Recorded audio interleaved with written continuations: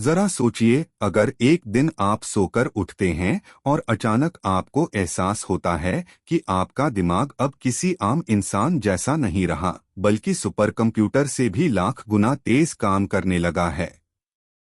आप एक ही वक्त में सौ चीजों को देख और समझ पा रहे हैं। हर छोटी आवाज आपको साफ साफ सुनाई देती है। किसी भी किताब का पूरा पन्ना पढ़ते ही याद हो जाता है। जटिल से जटिल गणितीय सवाल पलक झपकते ही हल हो जाते हैं और सामने वाले इंसान का चेहरा देखकर आप तुरंत उसकी सोच तक पढ़ लेते हैं।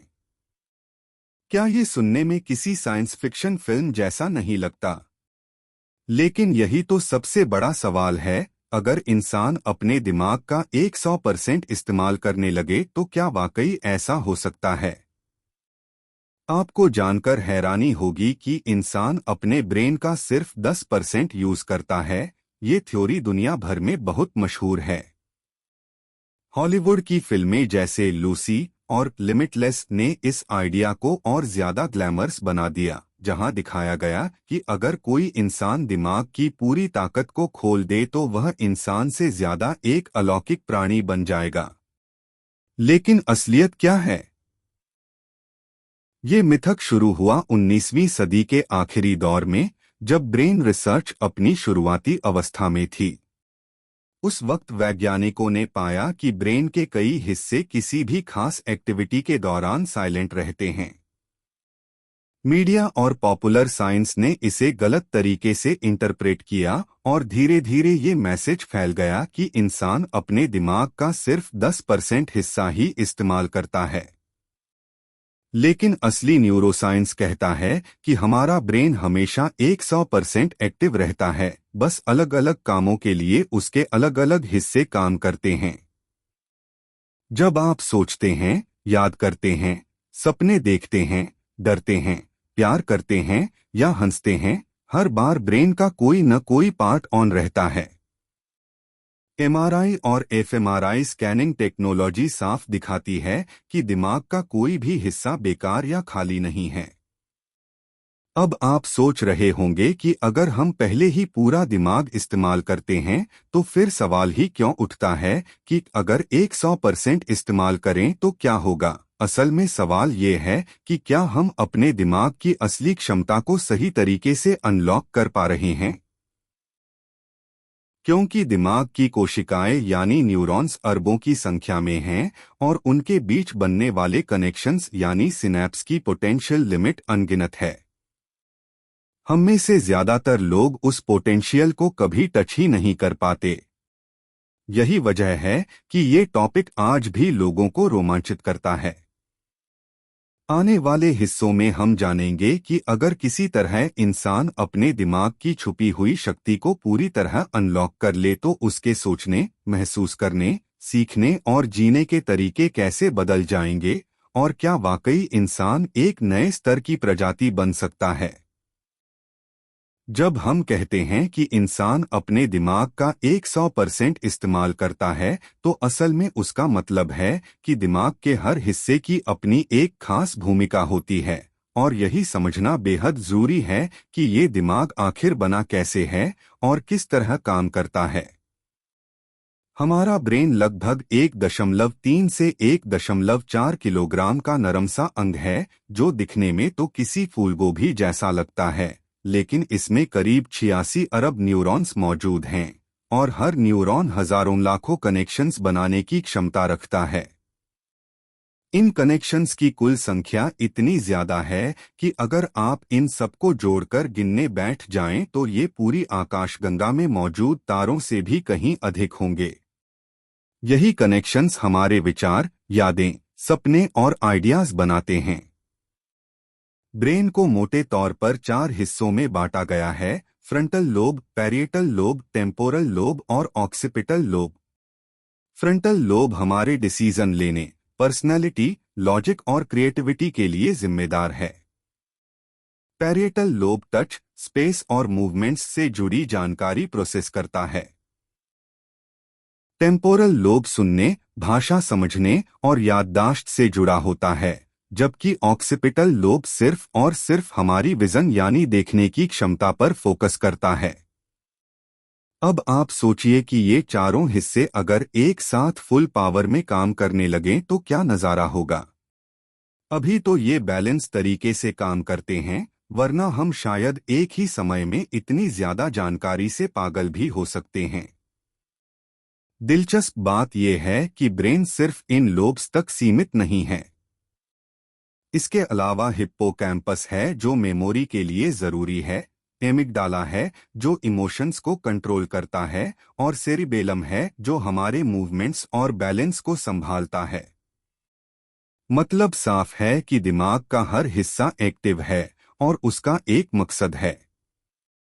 अब सवाल ये है कि जब सब कुछ पहले से ही काम कर रहा है तो लोग ब्रेन का 100% इस्तेमाल करने की बात क्यों करते हैं। असल में इसका मतलब ये है कि हम अपने दिमाग की पोटेंशियल कैपेसिटी तक नहीं पहुंच पाते।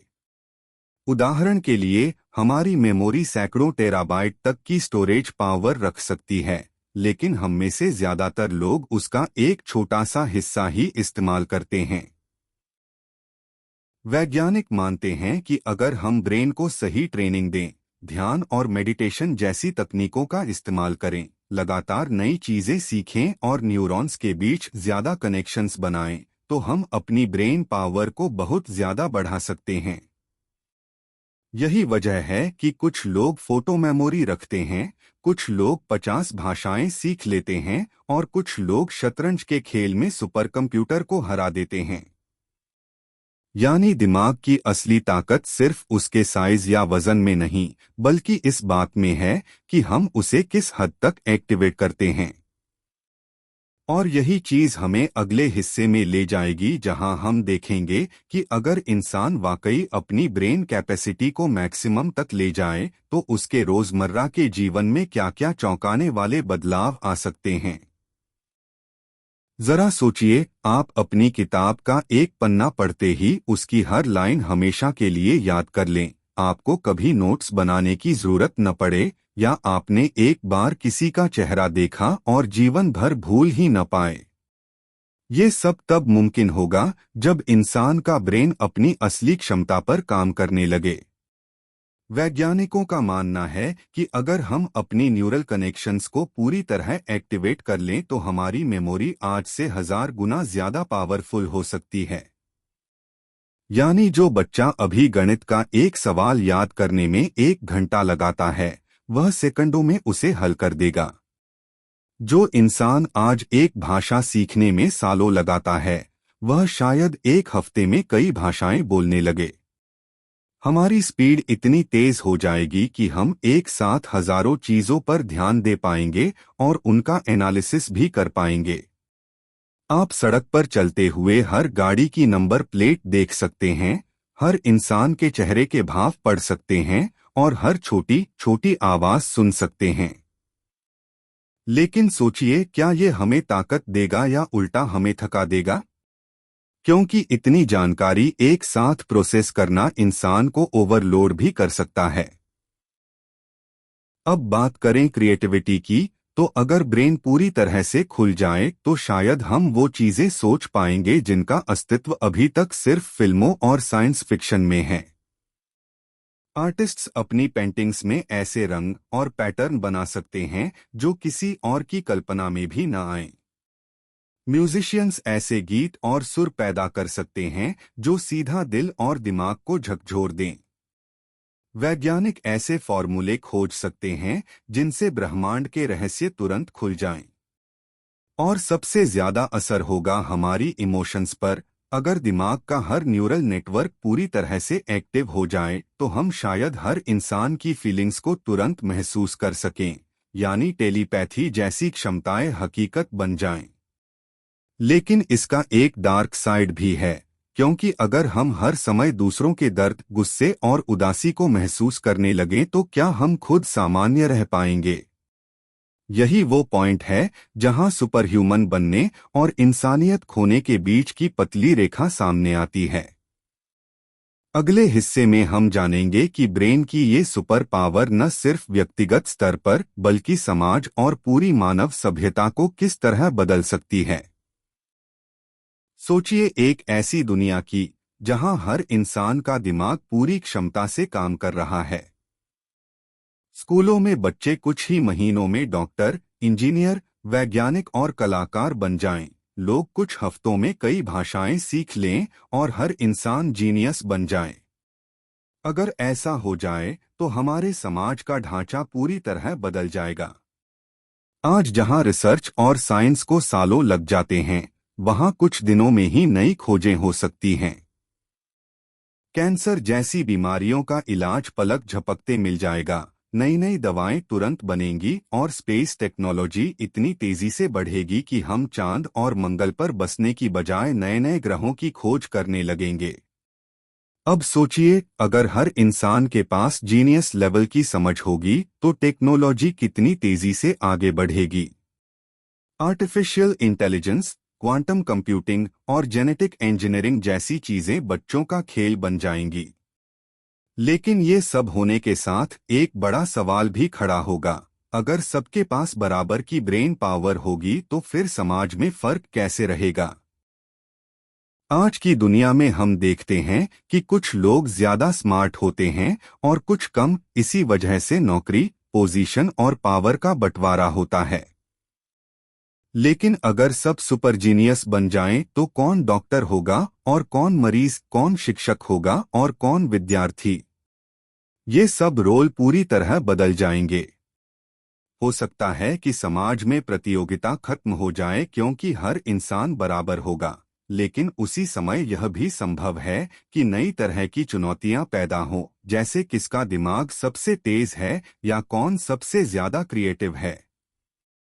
यानी नई किस्म की रेस शुरू होगी। इसके अलावा राजनीति और सरकारें भी पूरी तरह बदल जाएंगी। लोग तुरंत समझ जाएंगे कि कौन झूठ बोल रहा है, कौन सच, कौन सही निर्णय ले रहा है और कौन गलत। इस वजह से भ्रष्टाचार और धोखाधड़ी लगभग असंभव हो जाएगी। लेकिन इसके साथ ही खतरा भी है, क्योंकि अगर हर इंसान दूसरों के इरादों को तुरंत पकड़ लेगा तो सीक्रेसी, प्राइवेसी और व्यक्तिगत आज़ादी जैसी चीजें खत्म हो सकती हैं। सोचिए एक ऐसी दुनिया की जहां कोई किसी से झूठ नहीं बोल सकता, जहां हर इंसान का असली चेहरा सामने है। ये सुनने में आदर्श लगता है, लेकिन असल में क्या इंसान ऐसी दुनिया में खुश रह पाएगा? यानी पूरा ब्रेन इस्तेमाल करने का असर सिर्फ साइंस या टेक्नोलॉजी तक सीमित नहीं रहेगा, बल्कि इंसानी रिश्तों और पूरे सामाजिक ताने बाने को हिला देगा। यही वजह है कि वैज्ञानिक मानते हैं कि अगर ऐसा कभी हुआ तो ये इंसानी सभ्यता का सबसे बड़ा टर्निंग पॉइंट होगा। अगले हिस्से में हम जानेंगे कि ब्रेन की ये सुपर पावर सिर्फ फायदे ही लाएगी या इसके खतरनाक नतीजे भी होंगे। अभी तक हमने देखा कि अगर इंसान अपने दिमाग की पूरी शक्ति का इस्तेमाल करे तो वह सुपर जीनियस बन सकता है, बीमारियों का इलाज खोज सकता है, ब्रह्मांड की सैर कर सकता है और समाज को पूरी तरह बदल सकता है। लेकिन अब सोचिए इसका दूसरा पहलू, क्योंकि हर शक्ति का एक अंधेरा पक्ष भी होता है। अगर इंसान का ब्रेन 100% क्षमता से एक्टिव हो जाए तो सबसे पहले तो जानकारी का ओवरलोड शुरू होगा। आज भी हम कभी कभी इतनी सारी चीजें एक साथ सोचते सोचते थक जाते हैं, लेकिन अगर हर सेकंड में लाखों करोड़ों इंफॉर्मेशन हमारे दिमाग में घुसने लगें तो शायद इंसान का मानसिक संतुलन बिगड़ जाए।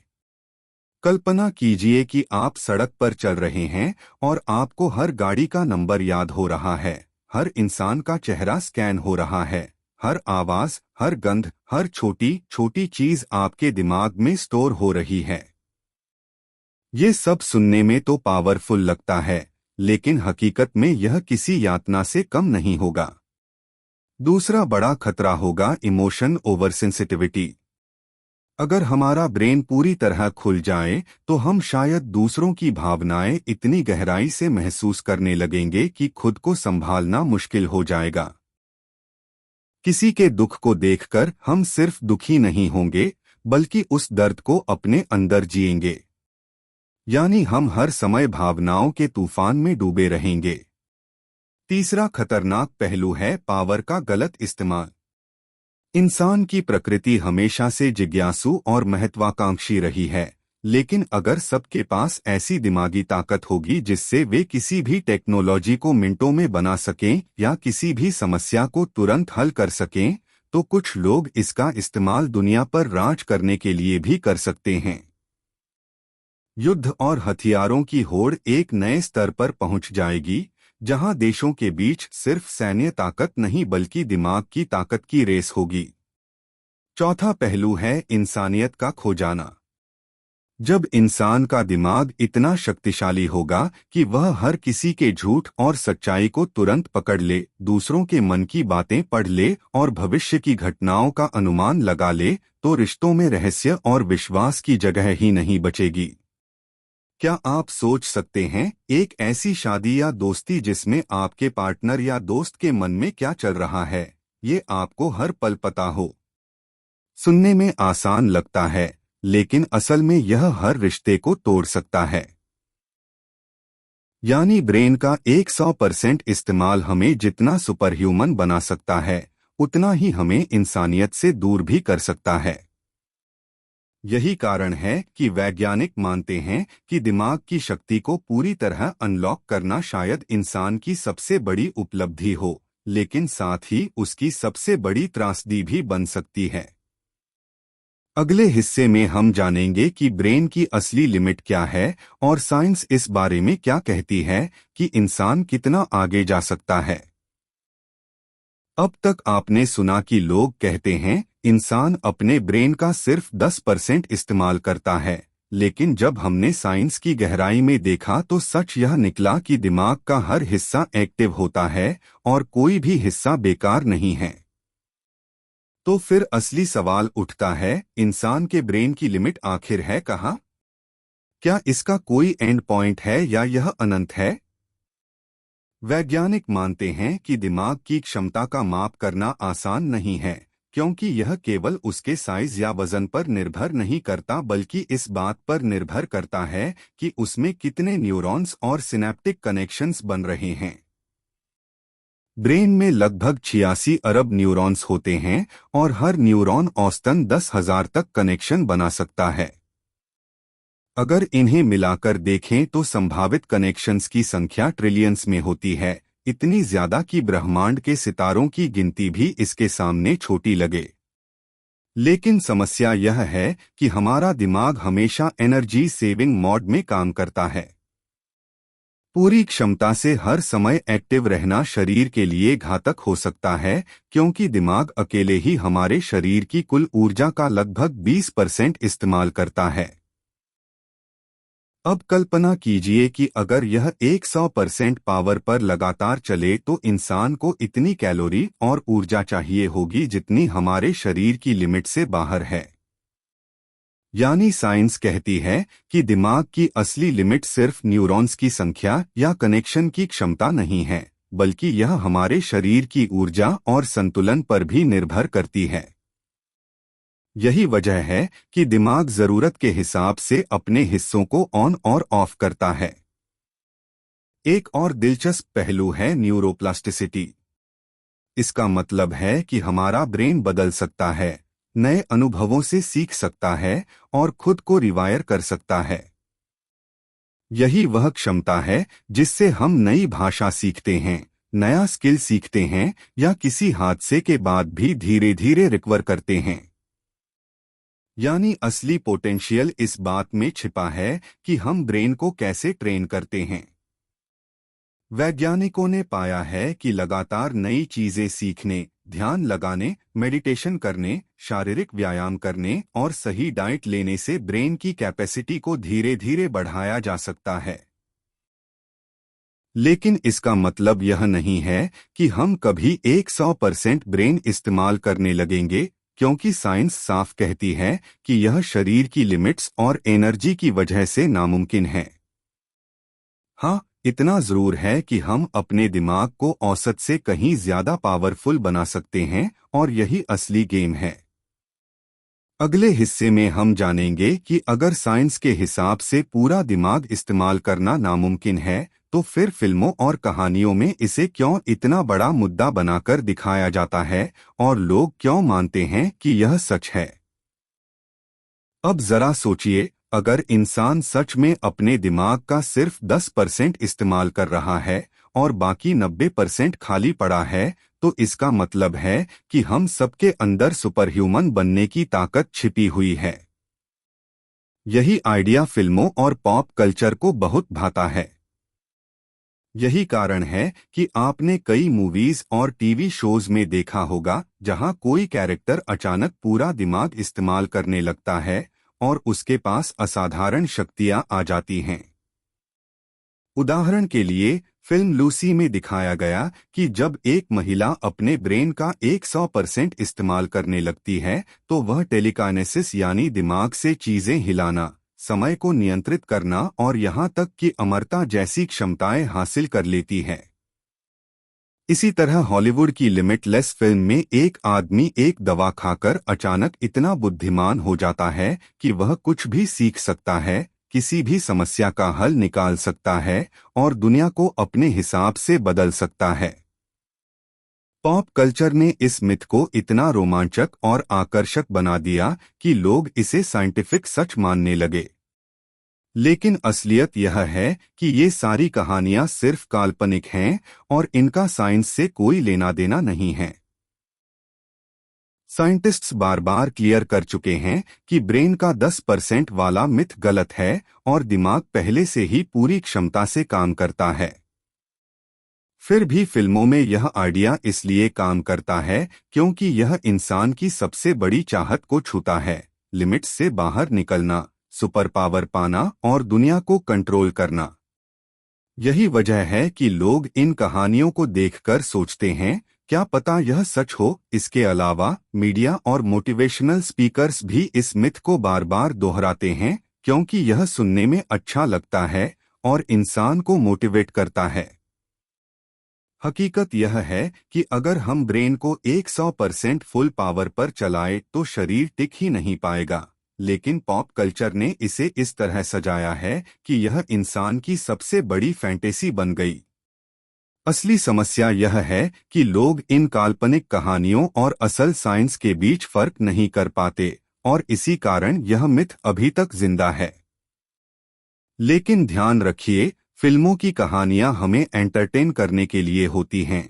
असली जिंदगी में ब्रेन उतना ही करता है जितना जरूरी है और उतना ही कर सकता है जितना शरीर झेल पाए।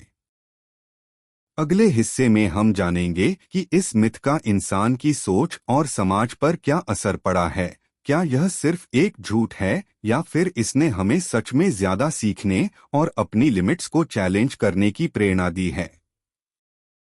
सोचिए, जब से लोगों ने यह सुना कि इंसान अपने दिमाग का सिर्फ 10% इस्तेमाल करता है, तभी से यह ख्याल हर किसी के मन में बैठ गया कि हम सबके अंदर कोई छुपी हुई शक्ति है जो हमें किसी भी वक्त सुपर जीनियस बना सकती है।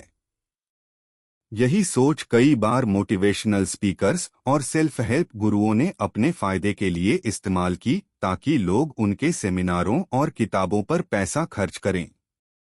एक तरफ यह मिथ लोगों को प्रेरित करता है कि वे अपनी सीमाओं को तोड़ें और ज्यादा सीखें, लेकिन दूसरी तरफ यह गलत उम्मीद भी पैदा करता है कि कहीं हमारे अंदर कोई जादुई बटन है जो एक दिन दबेगा और हम अचानक अल्बर्ट आइंस्टीन बन जाएंगे।